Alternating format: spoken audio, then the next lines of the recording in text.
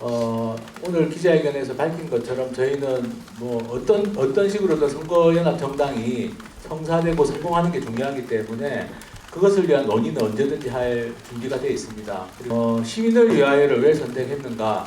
어제 민주당이 배포한 자료를 보면 시민을 위하여가 정식 등록, 정당 등록이 됐기 때문이다라고 이야기를 했는데 그건 정말 공색한 이야기입니다. 말씀드린 것처럼 저희도 시도당 등록 끝나고 접수 끝나고 당명을 못 정해서, 왜냐하면 참여정당들하고 당명을 정하기 위해서 중앙당 등록 그 서류 접수를 좀 미루고 있었을 뿐입니다.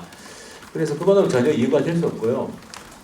저는 시민을 위하여 하고 처음부터 할 계획이 아닌가라고 생각합니다. 최소한 양정철 원장과 사실은 정치개혁연합이라는 이 선거연합 정당은 2월 25일 저희가 긴급하게 민주운동 원로들과 시민사회 인사들이 모여서 연석회의한 것에서 출발해서 아주 급속하게 달려왔습니다. 달려왔고 연합정당과 관련된 여러 가지 담론과 이론들을 제공하고 논리를 제공해야 하는 역할을 했지만 사실은 민주당 지도부는 처음부터 자기들이 아마도 다루기 쉽고 자기들의 통제하에 있고 그리고 성향 자체가 친문 친조국이라고 불리고 개국본이라고 하는 거기에서 만든 사실상 시민을 위하여고 할 생각이 아니었는가라는 저는 의구심을 가지고 있습니다. 그렇지 않다면 이렇게 상식적이지 않은 결정을 할 수가 없죠. 그래서 제가 보기에는 처음부터 시민을 위하여라는 어떤 이 일종의 위성정당이죠. 위성정당을 만들어서 할 생각이 있었던 게 아닌가. 민주당 일부 인사들이 말씀드린 것처럼 시민을 위하여는 양정철 원장을 포함한 민주당 지도부가 사실상 저희는 컨트롤하고 있다고 봅니다. 그래서 민주당 지도부에게 제안한 거고요. 양정철 원장을 교체하고 선거연합 정당을 제대로 할 수 있도록 해라라고 민주당 지도부에게 저희가 요구를 한 것입니다. 민주당 지도부가 거기에 답을 해야 될 거라고 보고요. 양정철 원장이 처음 전화가 온 건 지난주 금요일이었습니다. 민주당 당원 투표 결과 나온 다음에 전화가 왔습니다. 그래서 본인이 협상권을 위임받았다. 본인과 이건영 전략기획위원장하고 한번 만나자 이렇게 됐고요.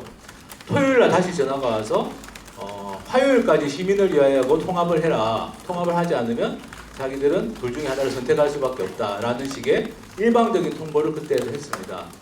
그리고 지난 월요일날 만났을 때 이제 직접 대면해서 만났는데 그때 나눴던 이야기는 두 가지였습니다.